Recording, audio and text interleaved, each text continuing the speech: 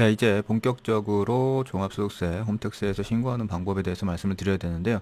일단 오늘은 단순경비율로 신고하는 법부터 먼저 말씀을 드릴게요. 종합소득세 신고는 뭐 대략 이렇게 나눌 수 있잖아요. 그러니까 장부신고하고 추계신고로 나눌 수 있는데, 장부신고는 복식부기에 의한 거, 그리고 간편장부에 의한 방법, 이렇게 나눌 수 있고, 그리고 추계신고는 뭐 잘 아시다시피 기준경비율, 그 다음에 단순경비율 이렇게 나눌 수 있어요. 그래서 어떻게 보면 종합소득세 신고를 결국에는 복식부기에 의해서 신고하는 것, 그리고 간편장부에 의해서 신고하는 법, 그 다음에 기준경비율로 신고하는 거, 단순경비율로 신고하는 거, 이렇게 네 가지 정도로 신고하는 걸 나눌 수 있고요. 물론 이제 뒤에 근로소득이나 다른 소득은 제외하고요. 사업소득이 있는 경우에 말씀드리는 겁니다. 그래서 제가 그 영상에서 설명드리는 것들은 대부분 간편장부로 신고하는 거 아니면 단순경비율로 신고하는 거, 그리고 일부 기준경비율로 신고하는 거, 이렇게 설명을 드리고 있어요. 그 중에 오늘은 여기 단순경비율로 신고하는 방법에 대한 영상이 되겠습니다. 이 단순경비율로 신고하는 경우는 이런 유형을 받으신 경우에요. 그러니까 간편장부 대상자 단순경비율 혹은 뭐 모두채움, 뭐 이렇게 단순경비율을 적용할 수 있는 유형을 안내받은 경우에 단순경비율로 신고를 하실 수 있습니다. 그래서 제가 설명을 드릴 때는 뭐 일단 사례를 좀 놓고 해야 되니까, 단순경비율로 신고하는 경우는 이런 경우가 있을 수 있어요. 예를 들어서 사업자 등록을 하고 사업을 하시는 분, 그러니까 사업소득이죠. 이렇게 단일소득으로 한 개의 사업자만 있으신 분이 단순경비율 신고를 하실 수도 있고요. 혹은 뭐 프리랜서로서 3.3% 원천징수하는 사업소득이 있으신 분, 뭐 이런 분들도 단순경비율로 신고하실 수도 있죠.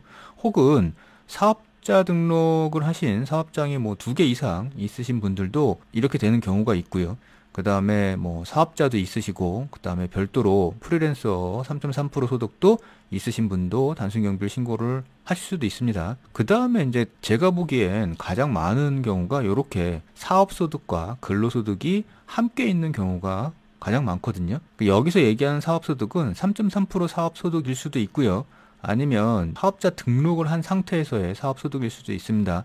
보통은 여기에 그 임대업이 많이 들어가시고요. 혹은 자영업이나 이렇게 별도로 사업소득이 있으신 분들도 있어요. 동시에 근로소득이 있는 경우죠. 그래서 오늘 신고하는 방법에 대해서 설명은 이렇게 드려볼게요. 일단 여기 사업소득이 있고요. 그 다음에 동시에 근로소득도 있으신 분을 사례로 설명을 좀 드리고요. 여기에서 사업소득은 자영업을 하시던 뭐 임대업을 하시던 사업자 등록이 있는 경우일 수도 있고요. 아니면 3.3% 원천징수를 하는 사업소득일 수도 있습니다. 그래서 이 설명을 보시고 나는 사업소득밖에 없다 그러면 그 영상 중에서 근로소득에 대한 설명은 무시를 하시면 되고요. 그 다음에 나는 근로소득밖에 없다 그러면 이 영상이 아니라 근로소득만 있는 경우에 종합소득세 신고하는 방법에 대한 영상을 보셔야 돼요. 이 단순경비율은 사업소득에 관련된 거니까.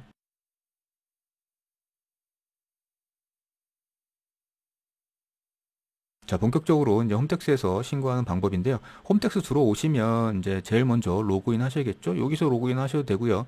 아니면 여기서 로그인 하셔도 되는데, 중요한 건 개인의 주민등록번호로 로그인을 하셔야 됩니다.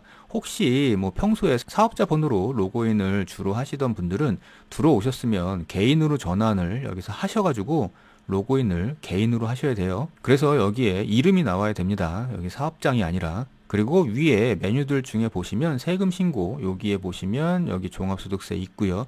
그 다음에 우리는 지금 단순경비율 신고니까 여기로 들어갈 건데, 들어가시기 전에 여기 신고도움 자료 조회나 아니면 중간연합 고지세액 조회 정도는 조회를 한번 해보시고 신고 들어가시는 게 좋아요. 자, 그래서 여기는 이제 종합소득세 신고 메인 화면이죠. 우리는 지금 단순경비율로 추계 신고를 하는 거니까 여기 모두체험 신고, 단순경비율 신고 탭에 정기신고로 들어가셔가지고 신고를 하시면 됩니다. 근데 여기 들어가시기 전에 오른쪽에 보시면 신고도움 서비스라는 게 있어요. 그래서 모든 신고는 신고하시기 전에 이 신고도움 서비스를 한번 보시고 신고하시는 게 좋습니다. 그래서 신고도움 서비스를 들어가면 이제 이런 사항들이 있어요. 기본 사항부터 쭉 이렇게 있는데, 이 중에서 신고 안내 자료에 들어가 보시면 이런 것들 나와 있으니까 요거는 필히 한번 확인을 하신 다음에 신고서를 들어가셔야 돼요. 그래서 여기 보시면 기납부세액 나와 있고요. 소득공제 항목 중에 내가 공제받을 수 있는 부분이 금액이 써져 있어요. 그리고 뭐 연금계좌도 여기에 나와 있죠. 그래서 요거 정도는 확인을 하신 다음에 신고서 화면으로 넘어가서 신고서로 들어가 볼게요. 자, 들어가기 전에 하나 더, 여기로 그 단순경비율 신고 화면으로 들어오는 경우가 하나 더 있죠. 뭐냐면 이거 지금 모두 채움 신고서 상에서 맨 아래쪽인데요. 모두 채움 신고서를 바로 신고하지 않고 수정하기로, 여기 신고서 수정하기로 들어오시면 지금 말씀드리고 있는 이 화면으로 같이 들어오게 됩니다. 그것도 참고로 알아두시고요. 자, 단순경비율로 신고하는 첫 화면인데요. 기본정보 입력이에요. 여기 보시면 뭐 주민등록번호 나와 있고요. 여기서 일단 조회를 누르시고 그 다음에 연락처 입력하시고, 그리고 나서 저장 후 다음 이동으로 넘어가시면 소득 종류 선택이거든요. 지금 우리는 사업소득이 있고요. 그 다음에 근로소득이 있는 경우니까 여기 두 개를 체크를 하면 되는데, 보통은 지금 여기에 체크가 돼 있을 거예요. 그래서 체크를 확인하시게 되면 여기 이렇게 단순경비율 이렇게 나오죠. 기장 의무는 당연히 간편장부 대상자일 거고요.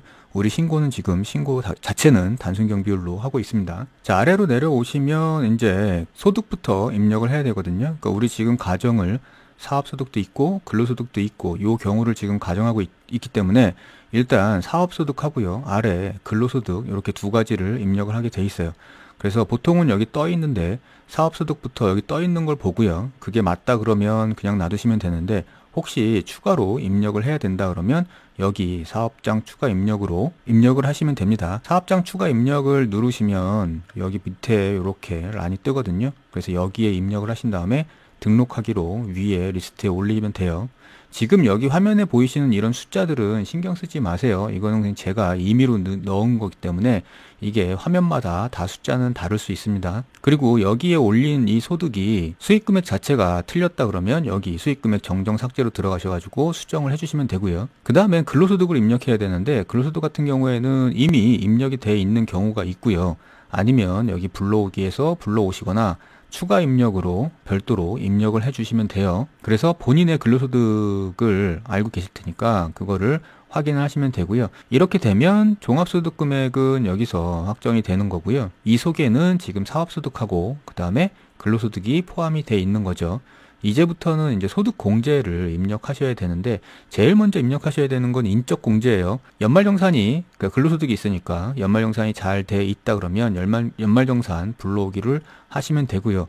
안 그러면 인적공제 수정으로 입력을 직접 하시면 됩니다. 기본적으로 여기 본인은 떠 있어요. 본인은 떠 있으니까 추가로 입력을 해야 된다 그러면 여기 인적공제 수정으로 들어가셔가지고 이렇게 팝업창이 뜨니까 여기에서 전년도 인적공제 불러오기를 불러와서 수정을 하든지, 아니면 이 위에서 새로 입력을 해가지고 등록하기로 적용을 시키든지, 뭐 요거는 선택을 하시면 돼요. 대신에 하나하나 입력할 때는 여기에 지금 체크사항이 있는지를 확인해 보셔야 돼요. 70세 이상이나 아니면 부녀자, 한부모 가족, 장애인에 속하는 경우가 있는지 여기에 체크를 해 주셔야 되고요. 이렇게 하시면 이제 인적공제는 란이 끝나요. 그 다음에는 일반적인 소득공제인데, 지금 이렇게 소득공제를 입력하고 그리고 나서 나중에 세액공제를 입력하는 여기까지 하시는 겁니다. 그래서 소득공제를 입력하실 때는 여기 소득공제 란이 이렇게 구분되어 있어요. 일반적인 소득공제 항목이 있고요. 그 다음에 근로소득자에 해당하는 항목이 있어요. 만약에 근로소득이 없고 일반 사업소득만 있다 그러면 여기 란이 비활성화 될 거고요. 근로소득이 있다 그러면 여기도 활성화가 돼 있을 테니까 여기까지 입력을 해 주시면 돼요.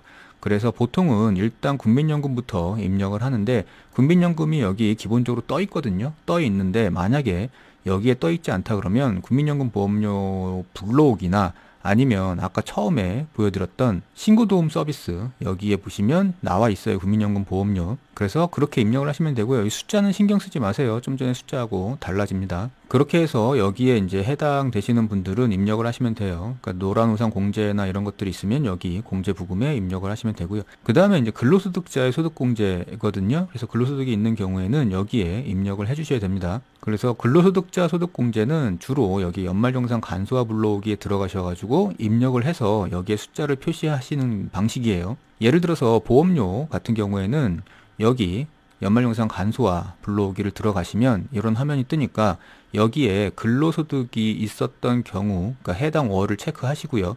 그 다음에 불러오기를 하시면 여기에 뜨니까 그 뜬 금액을 확인하신 다음에 적용하기를 하고 나오시면 됩니다. 이거는 신용카드 같은 경우에도 마찬가지, 신용카드도 연말정산 간소화 불러오기를 하셔가지고 들어가신 다음에 이렇게 조회가 되면 밑에 적용하기로 나오시면 되죠. 그러면 이렇게 금액들이 다 표시가 되니까 확인을 하시면 되고요. 이렇게 소득공제까지 하고 나면 이제 과세표준이 나오고요. 그 다음에 세율하고 산출세까지는 이제 확인이 돼요. 그리고 혹시 중소기업 특별세액 감면에 들어가시는 분들이 있다 그러면 여기 도움말 참고하셔가지고 입력을 하시면 되고요. 이 세액 감면 사항은 그렇게 해당되시는 분이 많지 않은 경우가 있고, 그리고 내용이 길어가지고 여기서는 생략하는데 요거는 조금 찾아보시고 확인한 다음에 입력을 하셔야 돼요. 그 다음에 나오는 세액 감면은 대부분 해당이 많이 없으신데, 이 중에서 조특법 제30조에 있는 중소기업 취업자 소득세 감면에 해당되시는 분들은 여기서 기입을 하시면 됩니다. 이거는 청년층, 뭐 고령층, 그 다음에 경력 단절 여성, 장애인 뭐 이렇게 해당이 되니까 요거는 조금 공부를 하신 다음에 기입을 하시면 되고요. 보통은 연말정산 이미 하실 때 알고 계세요. 자, 이제 그리고 나서 세액 공제 명세를 작성해야 되는데, 기본적으로는 여기 도움말들을 한 번씩 눌러서 체크를 해보세요. 그리고 본인이 속하는 게 있다 그러면 적극적으로 여기는 기입을 하셔야 됩니다. 자녀세액 기본공제 같은 경우에는 위에 인적공제에서 자녀를 입력했으면 기본적으로 떠 있을 거고요. 그 다음에 밑에 보시면 이제 연금계좌하고 기부금 세액공제가 나오는데, 연금계좌 같은 경우에는 가장 나중에 입력을 하도록 해 주셔야 돼요. 다른 세액공제나 이런 공제 항목으로도 세금이 나오지 않는다 그러면 굳이 연금계좌 세액공제를 먼저 받으실 필요가 없어요. 이거는 제가 몇 번 말씀드렸다시피 연금계좌 세액공제를 종합소득세 신고하거나 연말정산에서 공제를 받으면 나중에 이제 세금을 내야 되니까 요거는 가장 나중에 그래도 세액이 나오면 그때 입력하시면 됩니다. 그 다음에 기부금 세액공제 같은 경우에는 여기 기부금 명세서에 들어가셔가지고 이 명세서 자체를 작성을 해주셔야 돼요. 그래서 거기 들어가셔가지고 뭐 법정기부금, 지정기부금 나눠가지고 기입을 하시면 되고요. 그 다음에 이제 표준세액공제가 있는데, 이 표준세액공제는 동제는 도움말 보시면 아시겠지만 근로소득이 있는 경우에는 여기 13만 원이고요. 사업소득만 있으면 7만 원인데, 요거는 이 표준세액공제를 적용받을 건지 아니면 그 다른 공제를 적용받을 건지를 선택하시면 돼요. 그래서 다른 특별세액 공제를 계산해 봤더니 표준세액 금액보다 많다 그러면 여기는 그냥 0으로 두시고 다른 걸 적용받으시면 되고요. 다른 게 적고 표준세액 공제가 더 많다 그러면 다른 것들 대신에 표준세액 공제만 적용받으시면 됩니다. 여기까지 하면은 일반적인 세액공제고, 이제 근로소득이 있으신 분들만 속하는 세액공제들이에요. 근로소득 세액공제 같은 경우에는 자동으로 금액이 들어가 있을 거고요. 나머지는 연말정산 간소화 불러오기를 들어가셔가지고 거기서 입력으로 나오시면 됩니다. 그래서 예를 들어서 보험료 공제다 그러면 팝업창이 뜨니까 여기서 근무월수를 체크하시고 불러오셔가지고 금액을 확인하신 다음에 적용하기로 나오시면 되는데, 여기에 이제 이런 메시지가 뜨는 경우가 있어요. 그러니까 이런 메시지는 뭐냐 하면, 이런 특별세액 공제, 그러니까 보험료, 의료비, 교육비, 월세액 같은 이런 세액 공제들은 근로소득이 있는 경우 거기 근로소득에 대해서만 공제를 받을 수 있거든요. 근데 지금 현재 산출세액은 요 산출세액이죠. 요 산출세액은 사업소득하고 근로소득 두 곳에서 나온 산출세액이에요. 그러다 보니까 여기서 이 근로자만 적용되는 특별세액 공제에서의 이 세액 공제는 근로소득에 해당되는 산출세액에서만 공제를 받을 수 있어요. 그래서 여기서 나온 세액 공제가 근로소득의 산출세액보다 크다 그러면 한도가 이 근로소득에서 나온 산출세액까지만 공제를 받을 수 있겠죠. 그래서 이제 그거를 얘기하는 겁니다. 그래서 나와서 보시면 여기는 원래 이게 보장성 보험료 같은 경우에는 12%까지 세액공제를 받을 수 있는데, 근로소득에서 나온 산출세액이 얼마 되지 않다 보니까 거기까지만 세액공제를 받게 되는 거죠. 그래서 나머지 의료비나 교육비도 이런 식으로 입력을 하시면 됩니다. 그리고 뭐 월세액 세액공제 대상이시라면 여기에 입력을 하시면 되고, 전자신고 세액공제 같은 경우에는 이 2만 원이 그냥 들어가 있어요, 자동으로. 그러고 나면 결국에는 이제 여기까지 하게 되면 결정세액이 이렇게 결정이 되는 거죠. 그래서 이렇게 결정세액이 나오면 이제 거의 다 그 신고서 작성은 끝나요. 이제부터는 이 결정세액을 두고 그동안에 기납부세액이 얼마인지를 따져가지고 이게 더 납부할 건지 아니면 추가로 환급을 받을 건지를 여기에 계산을 해주면 됩니다. 그래서 원천징수된 세금 같은 경우에는 여기가 기본적으로 표시가 되어 있는데, 안 그렇다 그러면 여기 원천징수 세액 입력으로 들어가셔가지고 계산을 해보시면 돼요. 근로소득에 대한 원천징수는 아까 근로소득 입력할 때 이미 들어가 있고요. 그 다음에 원천징수 사업소득 같은 그 원청징수가 있어요. 3.4% 떼는. 그래서 그런 것들이 있다 그러면 여기에 표시가 될 겁니다. 자, 이렇게 했더니 계산상 여기에 마이너스 금액이 떴다 이러면 밑에 환급계좌 입력란이 나오거든요. 그래서 여기에 마이너스라는 얘기는 환급을 받는다는 얘기죠. 돌려받는다는 얘기니까 그 돌려받을 환급 계좌를 본인 명의 계좌만 가능하니까 그거를 여기에다가 기입을 해 주시고 그 다음에 제출 화면으로 이동하시면 돼요. 여기 동의하시고요. 근데 혹시 여기에서 이동하다가 이렇게 오류 메시지가 뜨는 경우가 있어요. 그러니까 뭔가 지금 신고서를 작성하다가 오류가 떴다는 거죠. 잘못된 사항이 있다는 거니까 이런 경우에는 가능한 여기 확인을 누르셔가지고 그 오류 메시지가 뭐가 잘못됐는지를 확인하신 다음에 그거를 수정하시고 다시 오셔야 돼요. 그렇게 해서 수정하고 다시 오면 뭐 이렇게 마지막 신고서 제출하기 화면이니까 여기서 좀 전에 봤던 세금을 확인하신 다음에 이 세금이 어떻게 나왔는지를 보시려면 여기 상세 내역 펼치기 누르셔가지고 이렇게 세금 계산한 내역을 확인하시고요. 그 다음에 뭐 별거 없다 그러면 이제 신고서 제출하기로 제출을 하시면 됩니다. 그래서 이렇게 접수 결과가 정상이라고 표시되어 있는 거를 확인하시면 이제 이 종합소득세 신고하는 자체는 끝나는 건데 신고만 하고 끝나면 안 되겠죠. 지금 두 가지가 남아 있어요. 하나는 지방소득세 신고 반드시 하셔야 되고요. 그 다음에 신고만 하시지 마시고 환급이 아닌 이상 납부세액이 있으면 납부도 꼭 기한 내에 하셔야 됩니다. 그래서 이 화면에서 여기 신고 내역 조회로 들어가시거나 아니면 처음에 세금 신고하는 화면에서 여기 신고 내역 조회로 들어오셔가지고 지금 신고한 내역을 조회를 한번 해보세요. 그럼 아래에 이렇게 조회된 내역이 뜨는데 그 조회된 내역에서 보시면 가장 오른쪽에 지방소득세 신고 이동 빨간색 버튼이 있어요. 그래서 지방소득세는 여기로 들어가셔가지고 지방소득세를 꼭 신고를 반드시 하셔야 됩니다. 요 지방소득세 신고하는 방법에 대한 거는 이렇게 방법이 어렵지 않아요.